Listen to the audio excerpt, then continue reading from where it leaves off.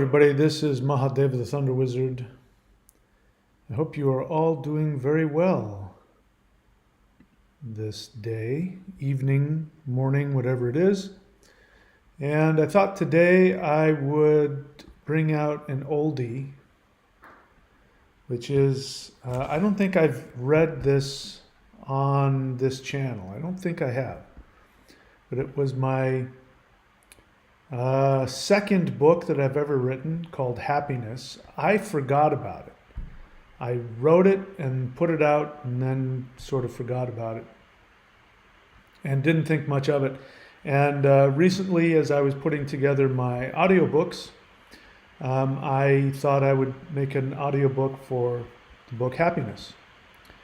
And give me a second, my computer's sounding a little overworked here, so I'm going to get rid of some things here so it'll calm down. Okay, so I thought today I would read from the book Happiness. And why is this important? What does this have to do with all the stuff that we're talking about and doing? I was thinking about the video that we did yesterday, having to do with the solar flash and the shift to 5D, specifically the shift to 5D. The solar flash is going to be the result. It's going to be the symptom. It's going to be the expression of the shift. It's not, I don't think the flash itself is responsible. I think it's the end result. So after everything goes forward and the shift, all the things that are necessary for the shift to occur has happened, then the flash will come in the same way that,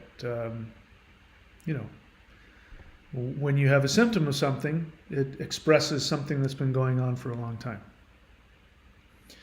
I was thinking about that, and I was thinking about, what is exciting about this is that we're going to be free of all of the negative programming and all of the negative feelings associated with it. And we can have this now. We just have to do a lot more work. But anyway, I don't want to get into a bunch of karmic stuff, but we can do the work now to achieve this happiness. Happiness, I want you to look at happiness as something that is like the solar flash. It is a symptom of something else. It's the result of something else. In 12-step work, you learn real quick that positive feelings are the result of positive actions. But we have things backwards. We've been trained to hold off on taking any action until we feel the appropriate feeling. And life has never worked that way, ever. Which is why my ancestors had the phrase, "Those who die in battle go to Valhalla." And that's just another way of saying that those who are willing to die for what they want will achieve, fill in the blank, happiness, enlightenment, love, success. Valhalla is a symbol of achieving success at something. And so you have to be willing to do the appropriate action to get the result. The other aspect to happiness, however, is that happiness will elude you if you do not have a spiritual practice. A spiritual practice means that you are willing to be guided by a higher spiritual force than yourself. And you're willing to surrender just as Odin did. Odin again describes the spiritual experience. He sacrificed himself, little s, to himself, big S, which means that he sacrificed and surrendered his mind, his ego, whatever word you want to use, to his higher self. And so you start from the awareness that in your 3D essence, you don't know what your higher self is. but you believe that it's there, you accept that it's there, and you surrender to it. But once you surrender, you have to follow up that surrender with action. This is where Christianity falls short, because Christianity tells you that all you have to do is have an intellectual belief, and then God will do the saving for you. You can't save yourself. You can't do anything for yourself. God has to do it for you, but you don't really surrender to a higher power in that religion. You take the action to have an intellectual belief. That's why they call it faith. They call it faith because you choose to believe something. And anyway, that's a little different. So I'm getting bound up in a bunch of stuff, but the bottom line is that if you're unhappy, there's probably a very good reason for it. You may have gone through some trauma as a child. You may have had some trauma as an adult.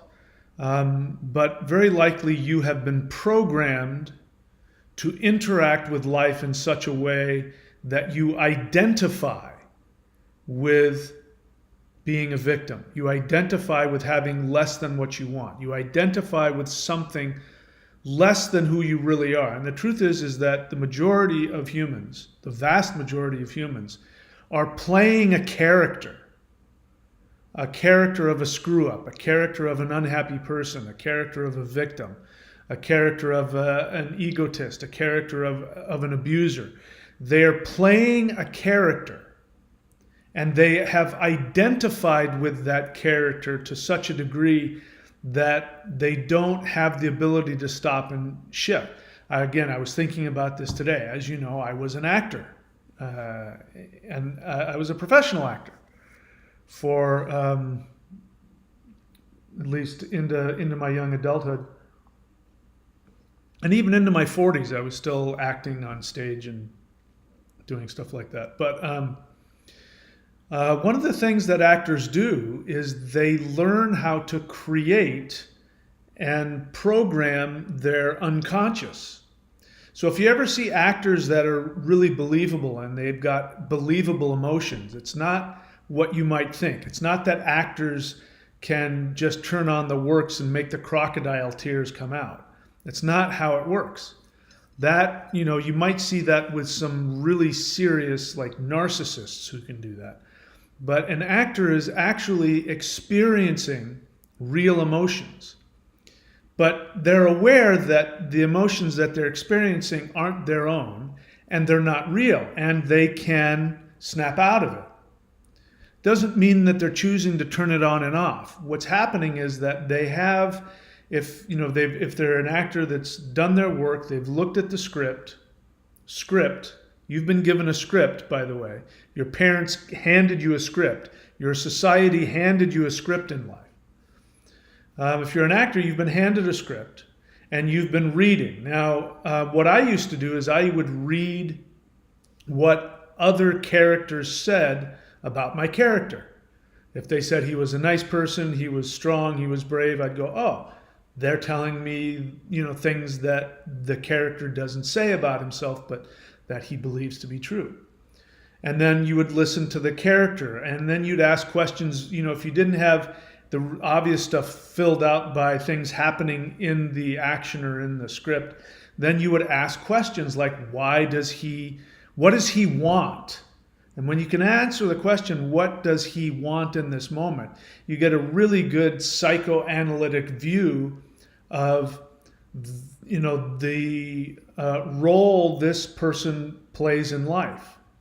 And then you start asking yourself, what would it feel like if I wanted this and was doing this? And then you start to create a character that takes space in your head. It takes up space in your hard drive, in your unconscious. And then when you go to play the part, on stage or in front of the camera, you simply just sort of shift your identity over to that character that you've created. And as long as, while they've, the curtain is up or the director has said action, you respond to everything from that pre-designed character. And if an actor is really good at it and has really invested a lot of trying to understand what that feels like, then their emotions and their reactions will be completely honest and real, and you as the audience member will go, wow, that person's a great actor.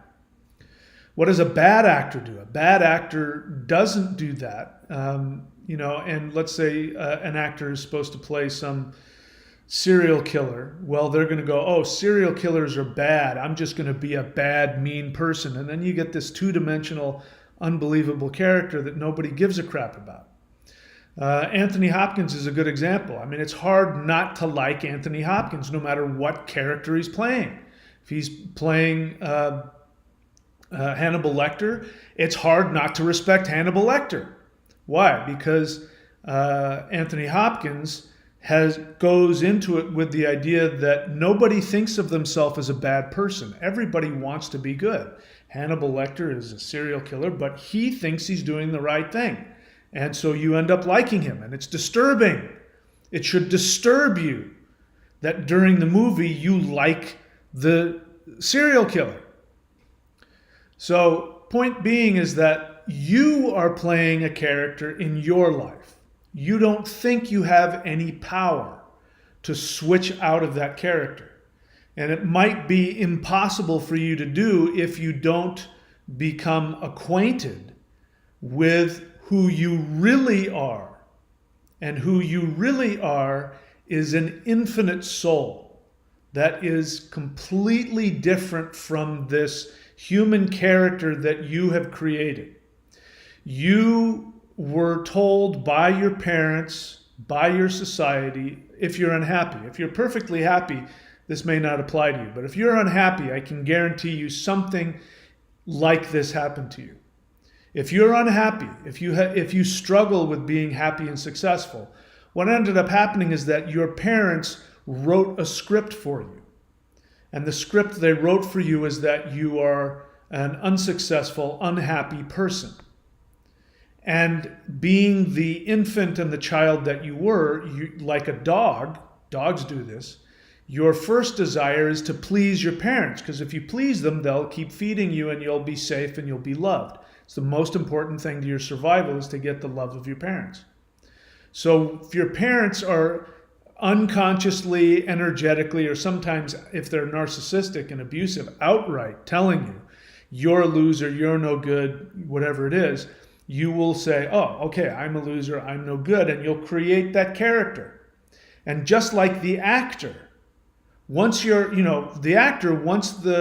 curtain comes down, once the director says cut, and they said that's a wrap, then you turn that off, and you never have to turn that character back on again.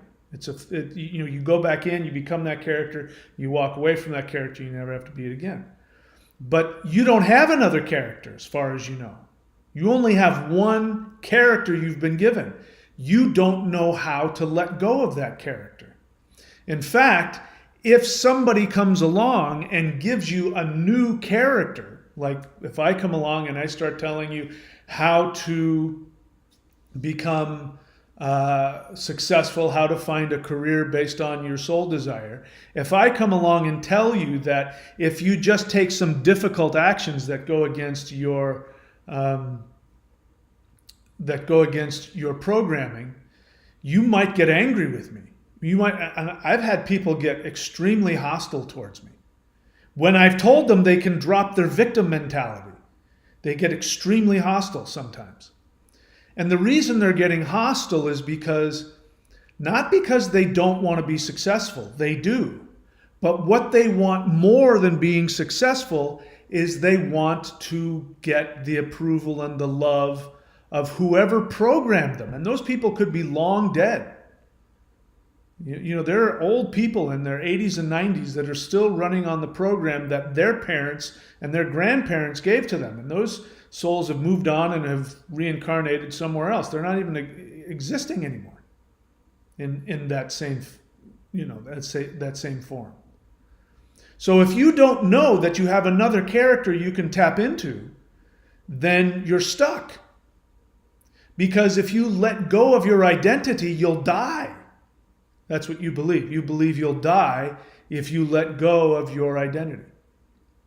So the point is that happiness is available to you if you are willing to die to the person that you have been programmed to be. If you're willing to unconsciously, not really, but on a psychological, symbolic level, if you're willing to murder your parents in your unconscious mind, not literally, do not harm your parents, but symbolically, that's the symbolism. The symbolism is that you're murdering your parents. And if you are willing to go through that in your unconscious mind, and you're willing to live with the sometimes incredibly hostile reaction you will get from your own unconscious mind, which is trying to protect you, and you're willing to take actions that go contrary to your programming, if you're willing to do all that, you can have happiness. You can have as much happiness as you want, but you got to be willing to do the work.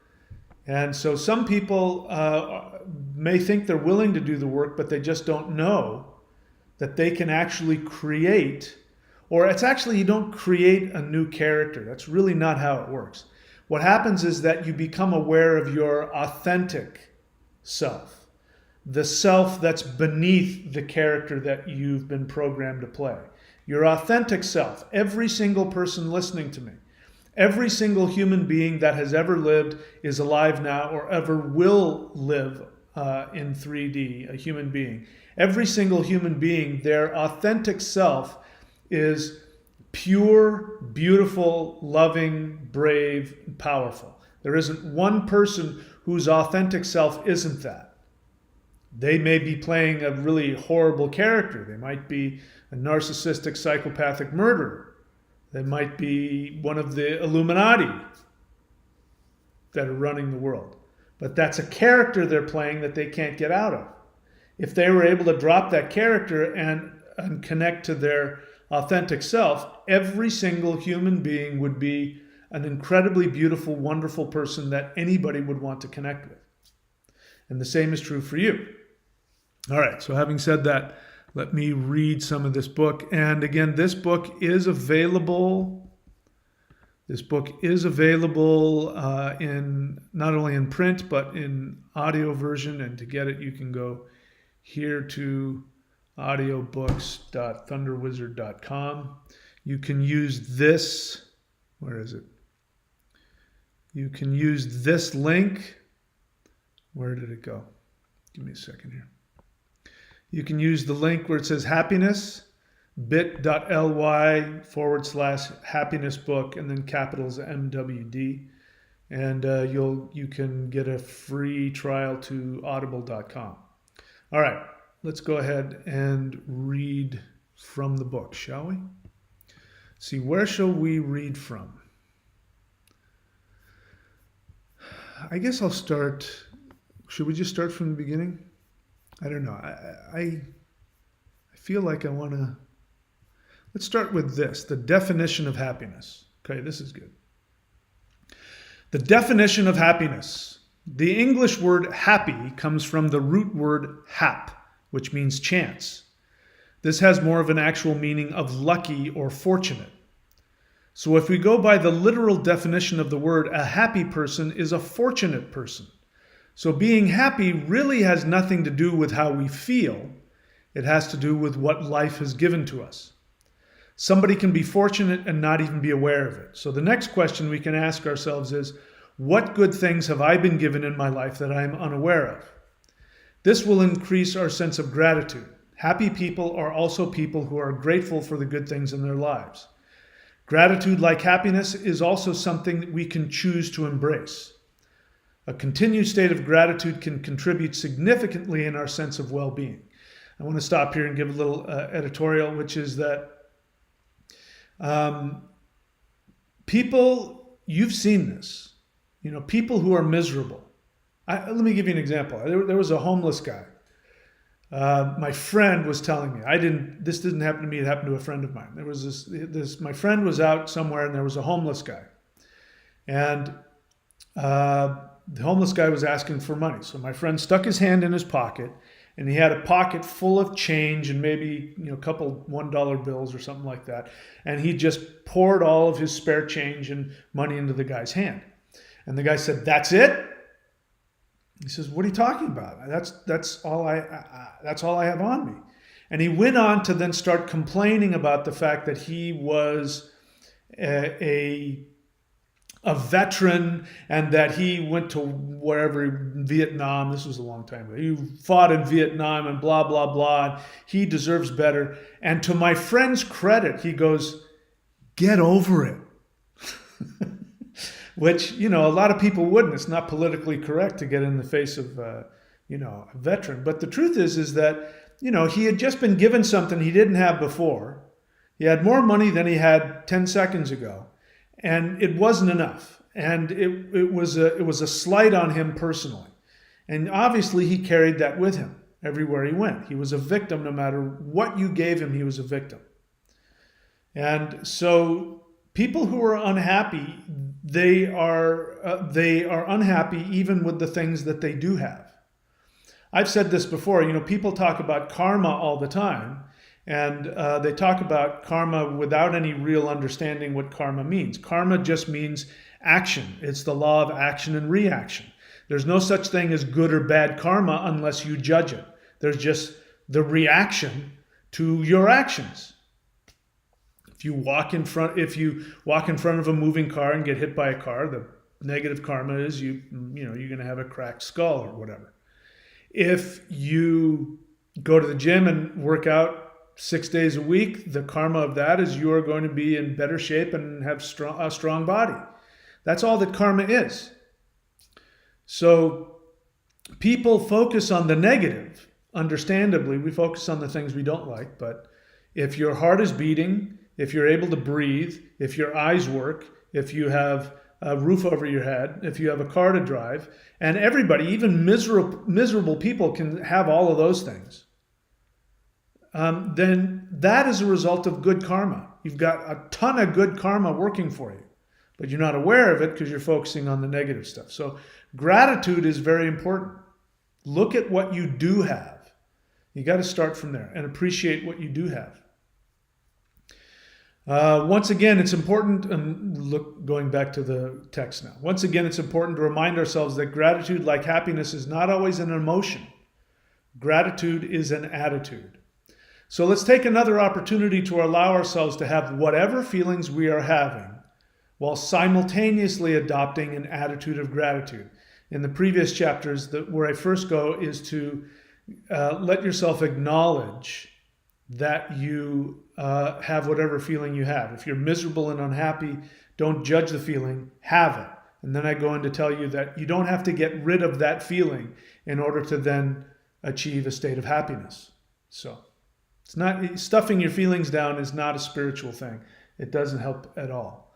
But you can still be miserable. You can still be feeling sorry for yourself and still then choose to look at the things you do have. You can have both things going on at the same time. And it's really important to stay grounded in whatever your real feelings are. All right, so let's take another opportunity to allow ourselves to have whatever feelings we are having while simultaneously adopting an attitude of gratitude. I understand that the whole motivation for finding happiness is so that we can feel good. We can still keep that as our ultimate goal, but it's also okay for us to feel whatever it is we feel. In other words, we can adopt an attitude of gratitude while feeling sad or lonely or fearful, etc. Sometimes gratitude, like happiness, carries with it an expectation of having rosy, wonderful feelings about everything. And if we don't have this rosy feeling, we can judge ourselves too harshly and talk ourselves out of our gratitude. All right, and then I go into, let's see where this goes. Maybe we can do this live or not. We'll see. So here I have happiness exercise number 2. Make a list of all the things in your life that you do have that you enjoy. Look for good things in your life that you take for granted. My heart's beating, my lungs are functioning, my eyes work. no matter how trivial: good health, family, job, where you live, etc. What if I don't have a lot of those things, you ask? No problem. List the things you do have. If you're not dead, there is definitely something in your life that you can appreciate. Whatever those things are, list them. Once you have made your list, spend a few minutes meditating on being grateful for the good things you do have. Do this exercise every day before you go to bed, and read your list when you wake up every day for 30 days. You will see that your gratitude list will begin to grow. There is a very important reason for making your gratitude list every day. You are rewiring your brain to focus on things that create positive feelings. We are teaching your brain to learn how to instinctively be happy. Happiness is as much about what your brain has been trained to do as it is about the way you may or may not be feeling. Following the suggestions in this book will help you to retrain your brain to think more positively, which will train your body to release more brain-happy chemicals, which will make you feel better. So even if these exercises seem trivial, even if you don't feel like doing them, treat them like exercises at the gym. Understand that even if you don't like them or feel like doing them, they will have a cumulative effect on you, which will result in a state of happiness. Next chapter, happiness guilt. Interestingly enough, one English word that originally meant to feel good is the word silly. When we think of a silly person, we think of someone who is being ridiculous or immature. As it happens, the word hilarious also comes from a Latin word for feeling good. Nowadays, something that is hilarious is ridiculously funny. A hilarious person is either an extremely funny comic, a clown, or someone who is perhaps mentally unstable. In each of these cases, the actual words which originally meant to feel good or what we would call happy are words that we now use to describe someone who is immature, outlandish, funny, mentally ill, or even inappropriate. When someone is being inappropriate or immature, we say, stop being so silly. We expect little kids to be silly, but not adults. I find it interesting that our modern culture has changed the meaning of these traditional words for feeling good into potential criticisms. What does this mean?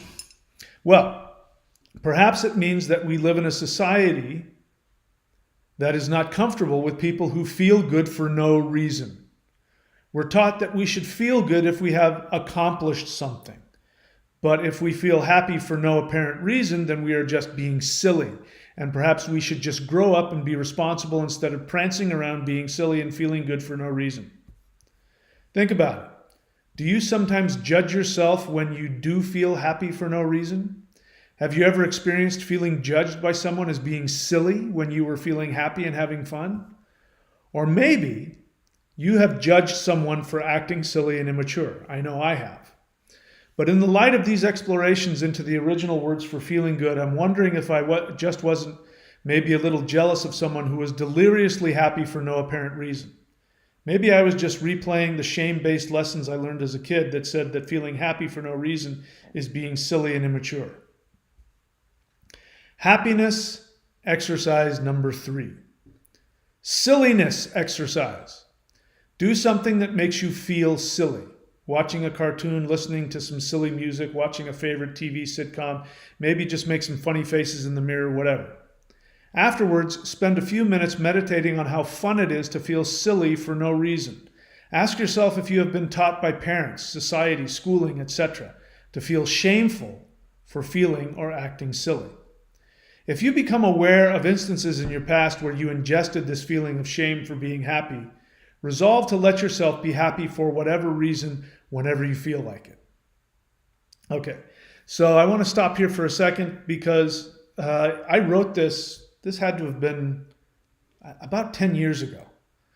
But I'm finding it that this whole idea of being happy for no reason is really important now. Now, a lot of things have changed in my life. I certainly was not talking about a solar flash. I was not having daily conversations with extraterrestrial beings. I was not talking about the end of the third dimension. I wasn't talking about anything like that. That would have been silly. That would have been ridiculous for me. But that's where I'm at now. And yet what I just read has more, is more appropriate to what I'm going through now and where we're headed. So as you know, the main symptom that our 3D world suffers from is the feeling of not having inherent worth. The 3D human being, unless they have really done a lot of work, or unless they had perfect parents, or unless they are, already shifting to 5D, everybody else in this world is operating from the base assumption that in order to be lovable, valuable, and relevant, they have to do something outside of themselves. They have to look a certain way, which has nothing to do with who they are. They have to do something, which is outside of you. They have to have something. You have to have a lot of money, a lot of fame, which has nothing to do with who you are. If you lose your money and your fame and that's where your worth is, then you don't have any worth in and of yourself. So what I've come to learn from my ET friends is that there is literally nothing you can do, nothing you can gain, and nothing you can be that will make you more lovable and valuable than you are simply because you exist. The only thing that gives you value, that makes you lovable, is that you are aware and that you exist. That's it. There's nothing else you can accomplish. Nothing. So being happy for no reason means just that. You're happy. And just like you have value and you are loved for no reason, simply because you exist. Being happy for no reason is the same, and you deserve to be happy for no reason. You deserve to wake up and be happy. Why? Because you're alive, and you're aware that you're alive, and you're connected to your authentic soul, and your soul brings you joy. So the thing about your soul is that the essence of your soul is bliss. The essence of your soul is joy. Why don't we all feel that? Well, we happen to live in this thing called 3D, which is the lowest vibration that you can be in and still be conscious. It happens to be the ass end of existence. Literally, if existence is here, 3D is flipped on the bottom side. If you watch the Netflix, whatever it is, the Stranger Things, and there's the upside down world, we live in the upside down world. We are in the third dimension that is completely opposite everything else. So you're right if you feel like you need to escape the matrix to be happy. That's true. We are living in the matrix. It doesn't mean that you can't be happy here. It just means that if you're in 5D, you won't have to work at it. It'll just be natural, because you'll know that you don't have to do anything to be happy. You'll sense and feel your soul. You'll feel the soul of everybody around you. You will feel love and connected no matter what. That's the reality of things beyond 3D. But we can have that now. And that is, if we have a job, our job is to do that. The only thing that you're required to do in 3D is to experience your authentic self and then to act from your authentic self. Even if that means everybody in the world turns on you and lashes out against you and rejects you and hates you. If you are able to find love within yourself, that love will be more fulfilling than having all of the love and all of the fame in all of 3D. There's nothing in 3D that you can get that will even come close to the fulfillment you will feel, even if you get a glimpse of being in your authentic self. So now you can see how this book laid the foundation for the other book, which is the Shamanic Secret Commandment to a Perfect Life, which is also an audiobook, by the way. And now you understand, what I've been teaching the past, 10 or 12 years. It's come from this awareness. And when I wrote this book, Happiness, when I was quite miserable. I had just gotten out of a marriage. I lost everything. I ended up giving my life over to her and living for her. I even gave up whatever, business things that I had going on. I gave all that up to be her house husband. That's what she wanted. So I wanted to make her happy, so that's what I did. And then, of course, out of nowhere, things went sour really fast. And I ended up literally out on my ass with no home, no money. And I had to figure out a way to survive pretty quick. So I stumbled along and was able to keep myself from being homeless for a little while. And I decided, as I teach you, so in case you don't remember how difficult it was for me, I was deeply in debt. I didn't know where my next meal was coming from. I was barely paying enough money to have some place to live and survive. And I made the decision that I was not going to do anything that didn't bring me joy. I wasn't going to work at Walmart. I wasn't going to do anything. If that meant I lived in a cardboard box with a laptop, that's what I was going to do. And lo and behold, here I am. Nothing bad happened. But there was a point where I was really worried about my finances. I didn't know. It was like, 3 days until rent was due, and I didn't have any money, and I didn't know where my rent was going to come from.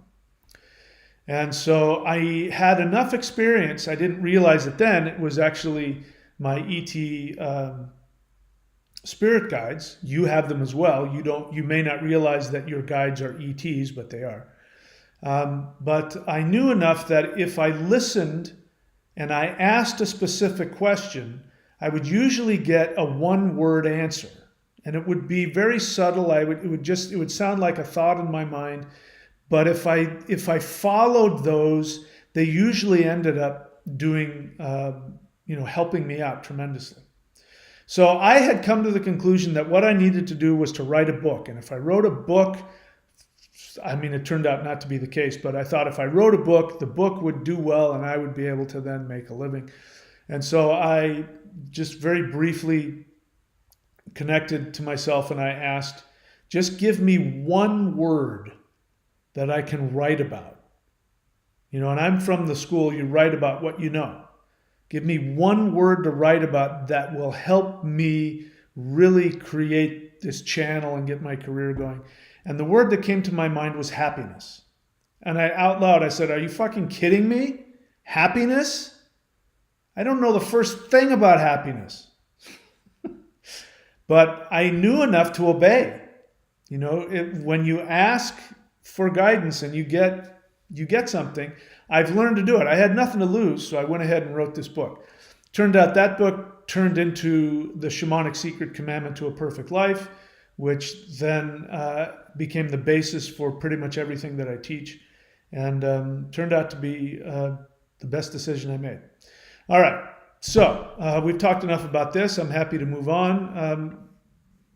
So if you have any questions, do me a favor, write the word question in all caps, just the word question. And if you have a feeling, which is as good, if not better, then write your feeling. Anything else, I'm not interested. I'm not interested in your opinion. Nothing personal. You can put that on your own channel. I'm only interested in your questions and your feelings because those are the things that your spirit guides want from you. They don't want your opinions. They want your questions and your feelings. Those things are what will help them help you to evolve. All right, let me take a look and see what's going on here. All right.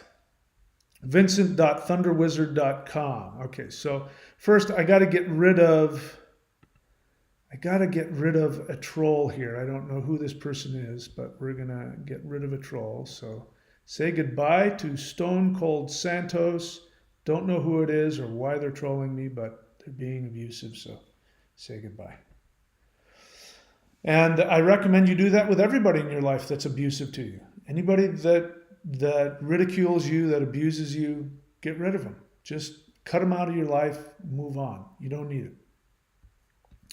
That's a sad person. What that is that is a very sad person. It might even be a troll that I'm aware of from the past, but even if it's not, it's a sad person who hates themselves.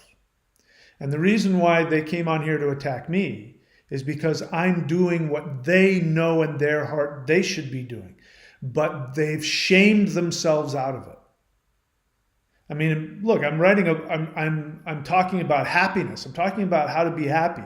And this person, I didn't even read more than 3 or 4 words. This person wants to come on here and devalue and humiliate me.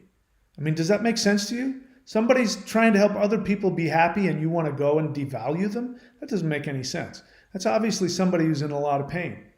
But the thing is that if somebody's attacking me because I'm out here, being vulnerable and teaching and putting myself out there, it means that that's what Stone Cold Santos really wants deep inside. And they're unable to do that. They've ridiculed themselves out of it. They've talked themselves out of it. And it's probably because their parents did that.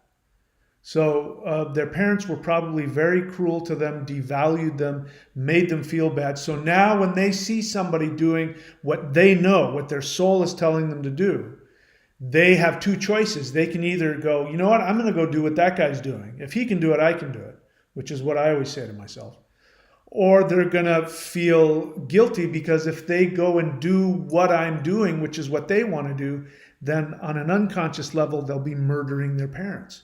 And they can't tolerate the thought of not getting love and approval outside of themselves. It's too frightening, the thought of finding my authentic self. So what they do, they go around trolling channels and attacking people. That's why I say to everybody that wants to fight with me about what I teach, my first thing I say is, look, go on your channel. Make your videos. Even if you want to make videos talking about how stupid I am, go onto your channel and get your opinion out there. Trying to argue with me is an absolute waste of your time, not only because I'm full of myself, but also because it doesn't serve you. It doesn't get you anything. It's a bunch of wasted energy that doesn't make you happy. It doesn't make you any money. It doesn't give you any success. So that's what was going on with this individual. And so I'm sorry you guys had to sit there and read that from them. Okay, so Vincent.thunderwizard.com says, hello. He is one of my Vedic astrologers. You can see all the stuff he does. He also has a YouTube channel himself, Gebo the Shaman. Go check him out, Vincent.thunderwizard.com. Same with Thundra, as you know, Thundra.thunderwizard.com, Thundra.thunderwizard.com. One of my Vedic astrologers, very talented healer in her own right as well. Amanda, honest feeling.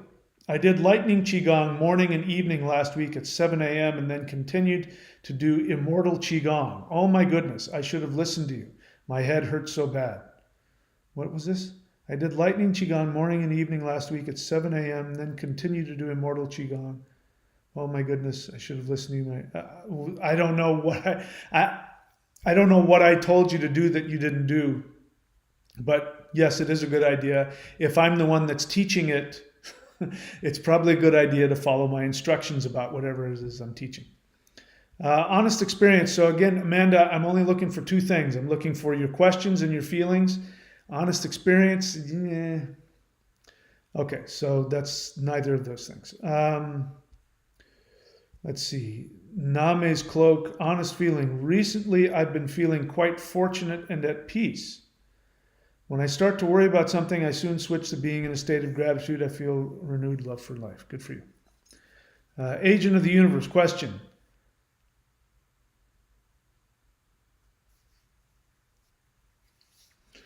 I can see multiple veins in my hands I couldn't see before. Is this a result of your practices? Have you experienced this? I don't know. I mean, what you're saying is that you have you have increased blood flow in the hands. That is a result of doing the practice. Yes. I hope that answers your question. Okay, I don't see any other questions here. Are we done?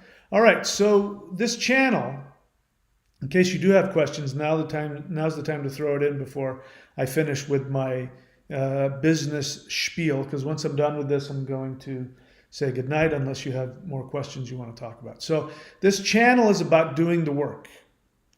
This channel is not about listening to me talk.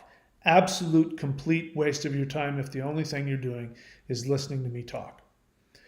I didn't realize until, the past 6 months why I have been teaching everything that I'm teaching. But all of the energy practices, which you will find here at thunderwizard.com, Warrior 90-Day Lightning Qigong, those practices are the combination of things that I've spent my entire adult life researching and practicing from masters all over the world. The 3 energy system, which you will not find anywhere, nor will you find it anywhere in history because nobody has combined them before, is you have Qigong, which is life force energy. Very important for your cells. The cells of your body. We just heard about somebody who's got better blood flow in the body, which is extremely important to get oxygen and nutrients and all kinds of other stuff going. So Qigong, and then Kundalini. So we do have some Kundalini yoga practices in there, which will raise the Kundalini, which is in the spinal column, and the nervous system, which is the energy of conscious spiritual awareness. So you have life force energy, and then you have spiritual energy, and then we have the most powerful energy of all, which almost nobody knows. The only people I know of that taught this were the Maoshan Taoist spirit fighters. And I teach you that as well. So I have combined all of that, the 3 energies of the heart center lightning, which is why it gets the word lightning Qigong, the Kundalini yoga, and the regular Qigong. I've combined this all into one practice. You don't have to know it. Just press play and do what I tell you to do, and you will have an experience. And if you continue to do the practice, your life will begin to change. You might go through a lot of emotional awarenesses about stuff, but if you keep doing the practice, your heart will open, and you'll continue to be able to take more action towards your authentic self, which is really the point of the practice. If you go here to courses.thunderwizard.com, you'll see all of my services, all of my teachings, all of my video courses, my books, etc. And again, go here to audiobooks.thunderwizard.com to see the audiobooks. There's a new one that's going to be coming out in the next few days, which is Interdimensional Revolution, how extraterrestrials and humans are working together to take down the 3D matrix. Okay, so I gave you guys time to write questions. Let's see. Vincent.thunderwizard.com, honest feeling. I'm feeling happy and grateful that I'm learning to connect with my higher power and get guidance. Good for you.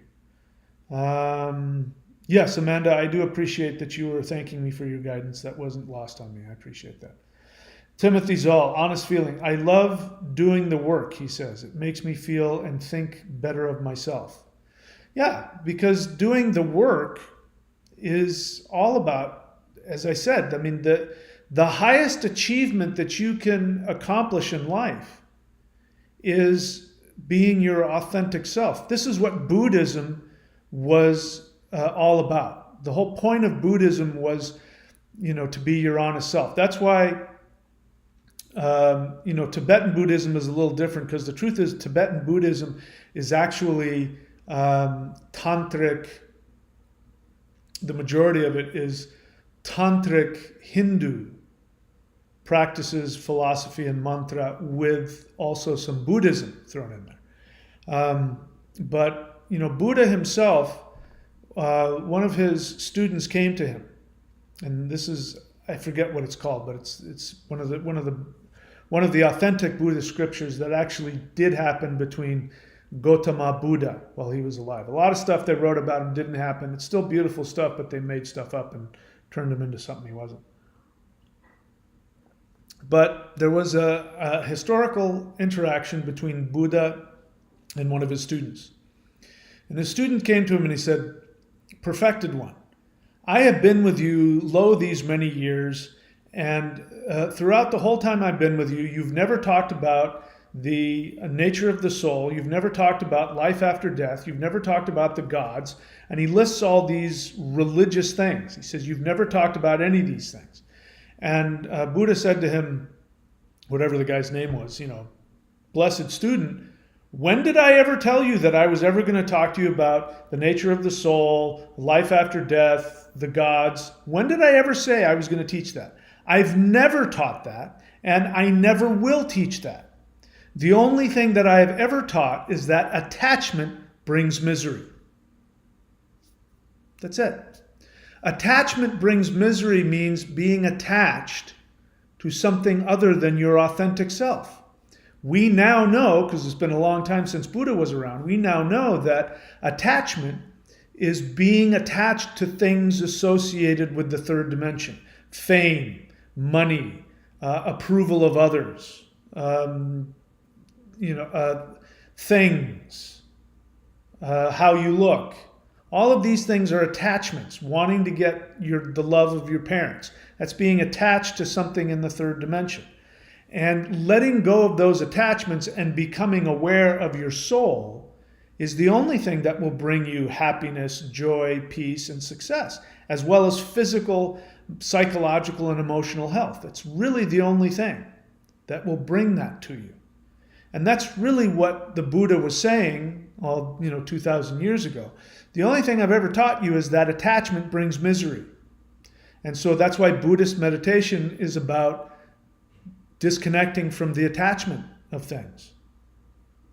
And that's why a lot of people think that Buddha was an atheist.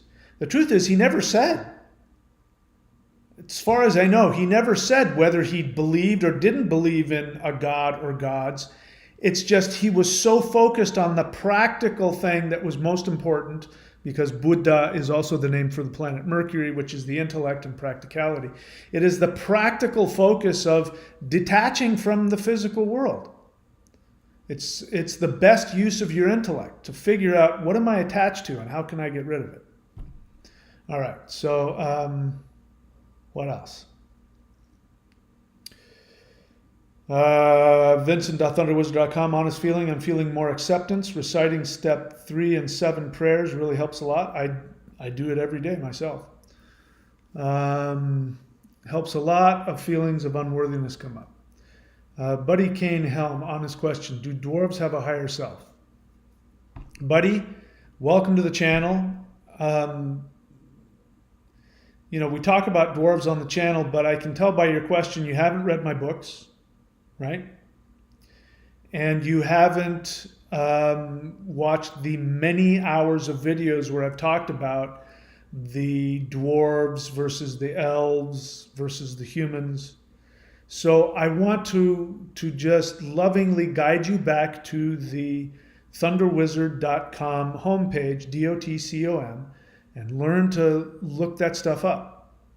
Read my books. I've answered that question. If you're following my channel, you should know that. It's a great question, but I'd rather see you do the work to read it and study it than to have me answer it for you. Because again, your name is familiar. You should know this. You didn't just drop in off the street somewhere. Buddy Kane, honest question. Do you know how a soul is created? No. I agree with your teaching that we are the creators of the universe, but do you have an idea of the process behind this? Yes. I absolutely have an idea behind the process behind. So buddy, are you doing the work? Are you doing any of the energy practices?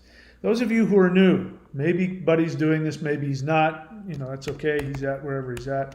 Here are the 2 practices you can do. You don't want to pay money? Fine. Do the Hool breath. Go Google that. I just gave it to you.